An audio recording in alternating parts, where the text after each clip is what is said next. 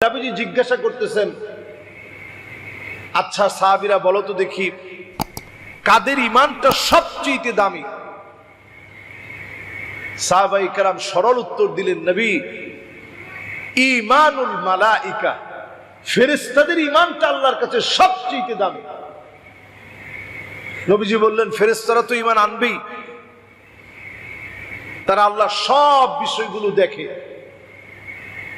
একটু ভাইবা চিন্তা বলো তো দেখি, কাদের ঈমান দামি?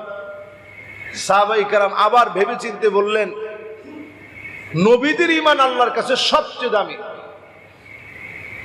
নবীজি বললেন, নবীরা তো ঈমান আনবেই, আল্লাহ রাব্বুল আলামিন নবীদেরকে নির্বাচিত করেছেন। এবার নবীজি আবার প্রশ্ন করলেন, সাহাবীরা বলো তো দেখি, কাদের ঈমান দামি?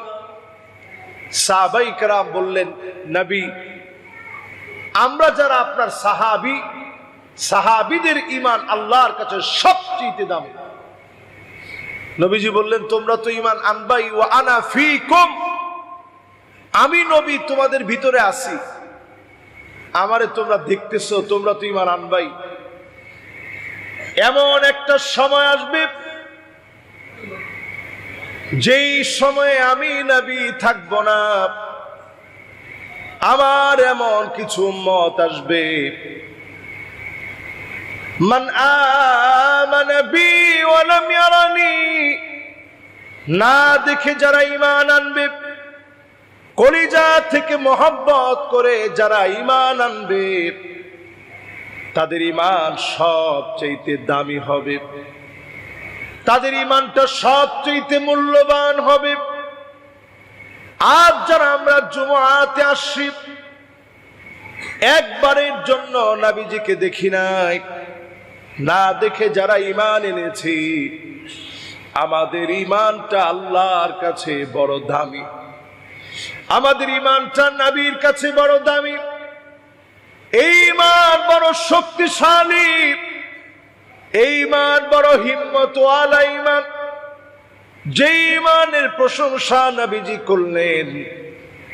আপনি যদি ঈমানের স্বাদ পেতে চান, আলাইকুম বিসুন্নতি, নবীজির সুন্নত মানা লাগবে, খুলাফায়ে রাশিদিনদের সুন্নত মানা লাগবে, ওয়া আদ্দু আলাইহা বিন্নাওয়াজিস, যেই দাঁতকে মারির দাঁত বলে, সামনের দাঁত দিয়ে নবীজি বলেন নাই, মারির দাঁত দিয়ে সাহাবায়ে কেরামের আদর্শ মেনে নেওয়া লাগবে।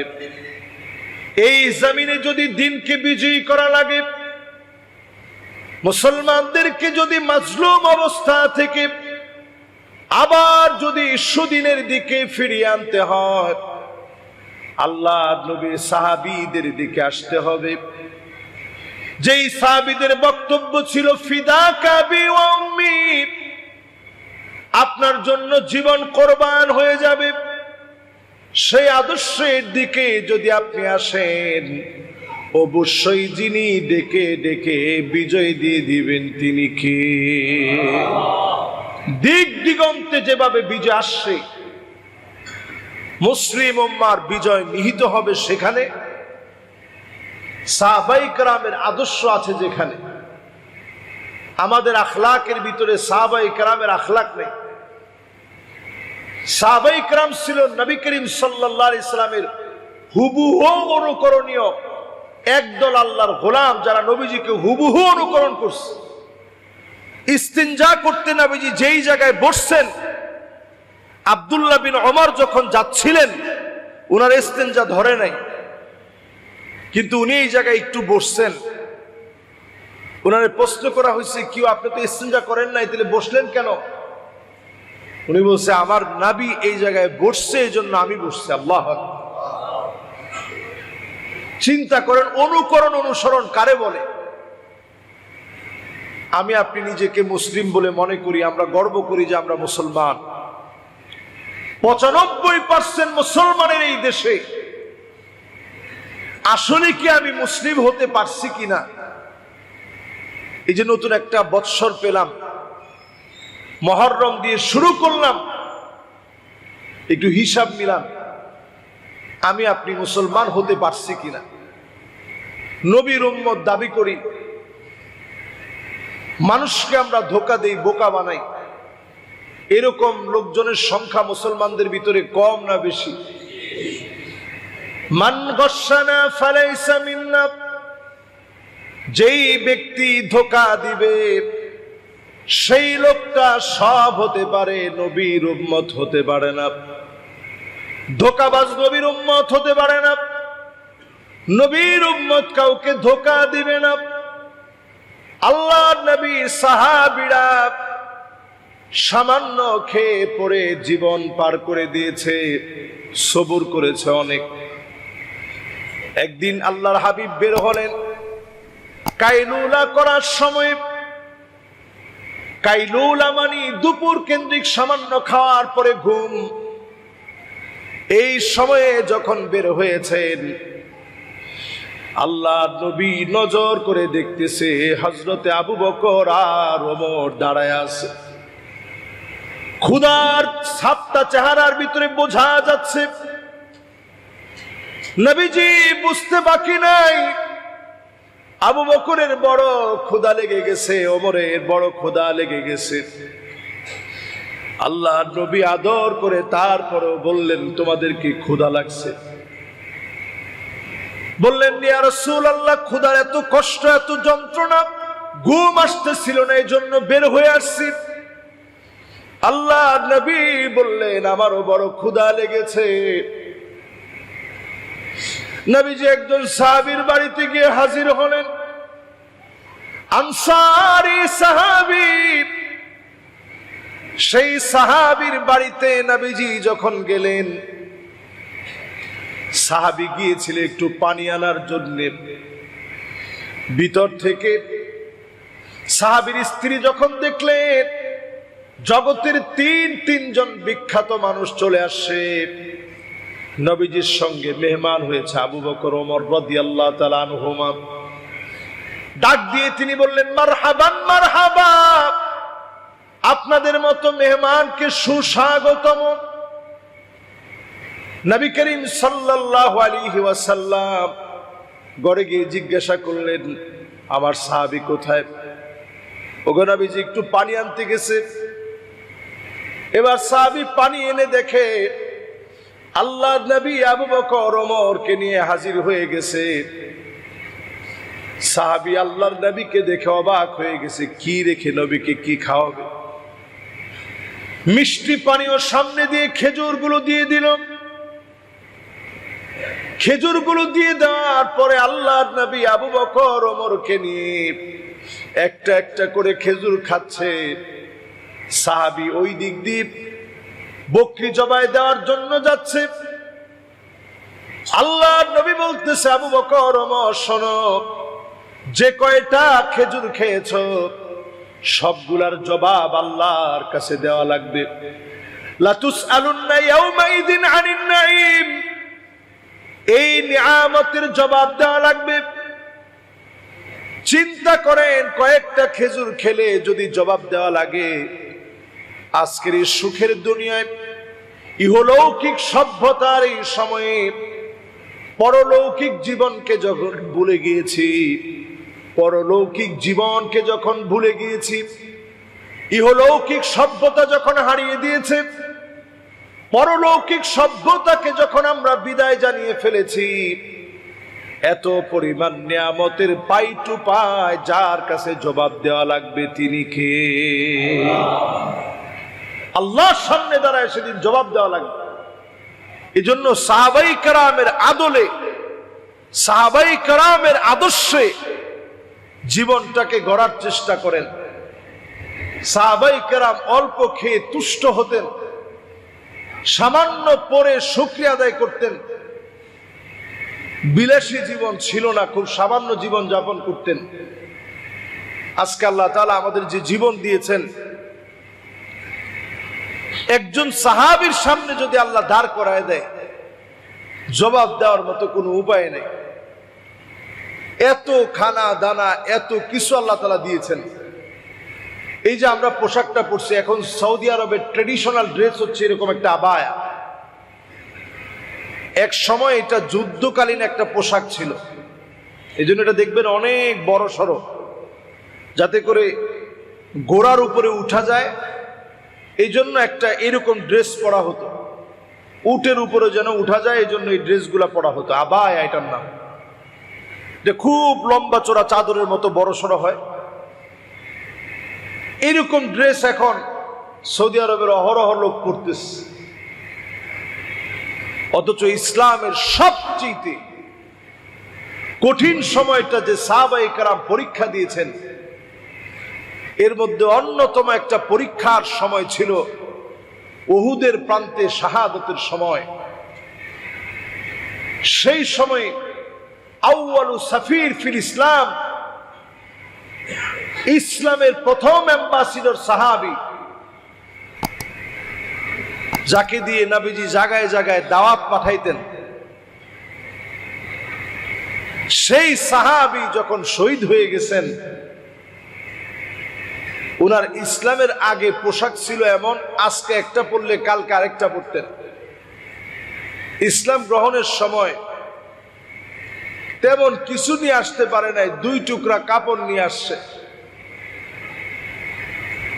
উনি যেদিন শহীদ হয়ে গেলেন, নবীজি বললেন, যাও একটু কাপড় আছে কিনা একটু খুঁজা দেখো, আমার সাহাবীর একটু কাপড়টা দিয়ে ঢাইকা দিই। সাহাবায়ে কেরাম 1 টুকরা কাপড় পায় নাই। যে 1 টুকরা কাপড় পেয়েছে, মাথা ঢাকলে পা বের হয়ে যায়, পা ঢাকলে মাথাটা বের হয়ে যায়। নবীজি বললেন, যাও পাটাকে ইদখির নামক গাছ দিয়ে ঢেকে দাও, মাথাটাকে কাপড় দিয়ে ঢেকে দাও। 1 টুকরা কাপড় পর্যন্ত সাহাবায়ে কেরাম পায় নাই। সাহাবায়ে কেরামকে মানার নাম হচ্ছে ঈমান। সাহাবায়ে কেরামের নমুনায় ঈমান আনার নাম ঈমান। সাহাবায়ে কেরামের বিদ্বেষ করা হচ্ছে বেঈমানি। সাহাবায়ে কেরামকে গালিগালাজ করা হচ্ছে ফাসিকি। কখনো কখনো যা কুফরির দিকে চলে যাবে, ঈমান নষ্ট হয়ে যাবে। যে সাহাবায়ে কেরামকে আল্লাহ পছন্দ করে, রাদিয়াল্লাহু আনহুম ওয়া রাদু আন, আল্লাহ পাক তাদের উপরে সন্তুষ্টির কথা জানিয়েছেন। লাকাদ রাদিয়াল্লাহু আনিল মুমিনিনা ইয ইউবাইউনাকা তাহতাশ শাজার, আল্লাহ পাক তাদের উপরে সন্তুষ্টি প্রকাশ করেছেন। আল্লাহ যাদের উপরে সন্তুষ্ট হয়ে গেছেন, আল্লাহ যাদের উপরে সন্তুষ্ট হয়ে গেছেন, অবশ্যই তাদেরকে যিনি ভালোবেসে ফেলেছেন তিনি কে? আল্লাহ যাদের উপরে সন্তুষ্ট, আল্লাহ যাদেরকে ভালোবাসেন, সেই সাহাবায়ে কেরামের কোন রূপ বদলাম বলার কোন সুযোগ, আপনি নিজের যদি ইমানদার মনে করেন, সাহাবায়ে কেরামের কোন বদলাম বলার কোন সুযোগ নেই। আবার প্রকারান্তরে ইয়াজিদের মতো দুষ্ট চরিত্রের কোন ব্যক্তির প্রশংসা করারও কোনো সুযোগ নেই। গত জুমাতে আমি আলোচনায় ইয়াজিদের বিষয় বলেছিলাম। আপনার কাছে কি মনে হয় আমি ইয়াজিদের পক্ষে না বিপক্ষে? এটা তো বললেন 10, 15, 20 জন। সবার কাছে কি মনে হয়, পক্ষে না বিপক্ষে? ইয়াজিদের ব্যাপারে পরিষ্কার জিজ্ঞাসা করা হয়েছে আহমদ বিন হাম্বল রাহিমাহুল্লাহর মতো বড় আলেমকে, আপনি ইয়াজিদের ব্যাপারে কি বলবেন? আপনি কি ইয়াজিদ থেকে কোনো হাদিস নেবেন? তিনি বললেন, লা ওয়ালা কারামা, অসম্ভব, তার তো কোনো ব্যক্তিত্ব নেই। যে লোকের ব্যক্তিত্বই নাই, এমন লোক থেকে হাদিস নেওয়া যায় না। জোরে কোন আল্লাহু আকবার। প্রশ্ন করা হয়েছে ইবনে হাজার আসকালানী রাহিমাহুল্লাহকে, ইয়াজিদ সম্পর্কে আপনার মতামত কি? বলছে, মাকদুহুন ফি আদালাতিহি, তার ভিতরে কোনো আদালত নাই, কোনো ন্যায় বিচার নাই, সে মানুষের কাতারেই পড়ে না। এইরকম ইয়াজিদের প্রশংসা করার কোনো সুযোগ নেই। প্রশ্ন করা হয়েছে ইবনে তাইমিয়া রাহিমাহুল্লাহকে, আপনার কি মতামত?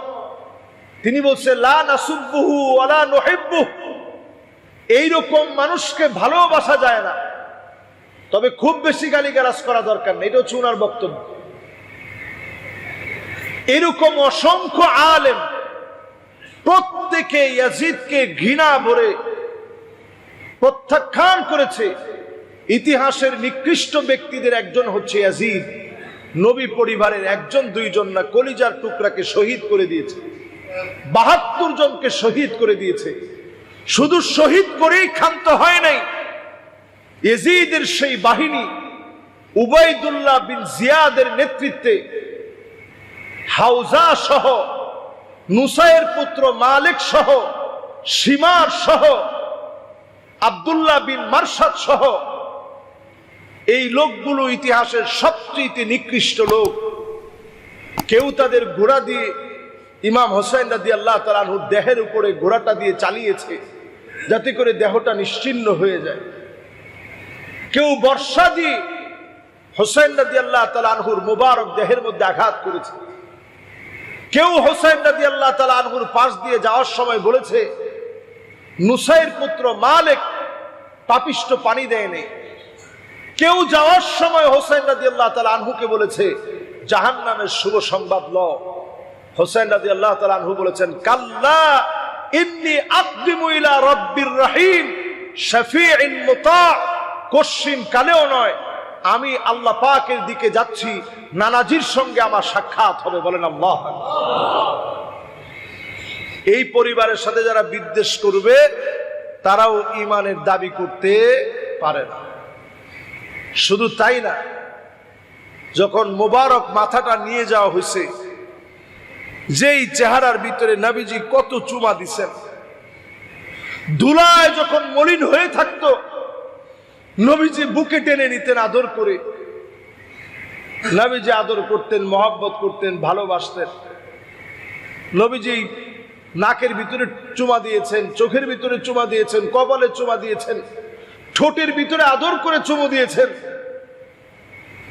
এই নাকের ভিতরে যখন কাঠি দিয়ে যখন আঘাত করা হচ্ছিল, সেখানে একজন সাহাবী উপস্থিত ছিলেন, আবু বারজা আসলামী রাদিয়াল্লাহু তাআলা আনহু ওয়া আরদাহ। তিনি তৎক্ষণাৎ চিৎকার দিয়ে বললেন ইরফা কাদিবাক, তোমরা তোমাদের কাঠিটা উঠায় ফেলো। ওয়াল্লাহি রুব্বামা রাআইতু রাসূলুল্লাহি সাল্লাল্লাহু আলাইহি ওয়াসাল্লাম ওয়াদা ফীহি আলা ফীহি ইয়ালফুমুহু, আমি নিজের চোখে দেখেছি, আল্লাহর কসম, নবীজির দুইটা ঠোঁট ইমাম হুসাইনের ঠোঁটের মধ্যে দিয়ে, নবীজির নাকটা ইমাম হুসাইনের নাকের মধ্যে লাগিয়ে, ইমাম হুসাইনের নাকের মধ্যে নবীজির ঠোঁটটা দিয়ে বহুবার চুমু দিয়েছে। এই নাকের মধ্যে তোমরা আঘাত করো না। আল্লাহু আকবার। এই মহব্বতের জায়গা, নবীজির কলিজার টুকরা ইমাম হুসাইন রাদিয়াল্লাহু তাআলা আনহু, শাহাদাতের সেই নির্মম ট্র্যাজেডি মুসলিম ইতিহাসকে শেখায় কখনো কখনো আপনি দুর্বল হলেও জীবন আপনার চলে যেতে পারে ইসলামের জন্য। এরপরে এই দুর্বলদেরকে যিনি বিজয় দান করবেন তিনি কে?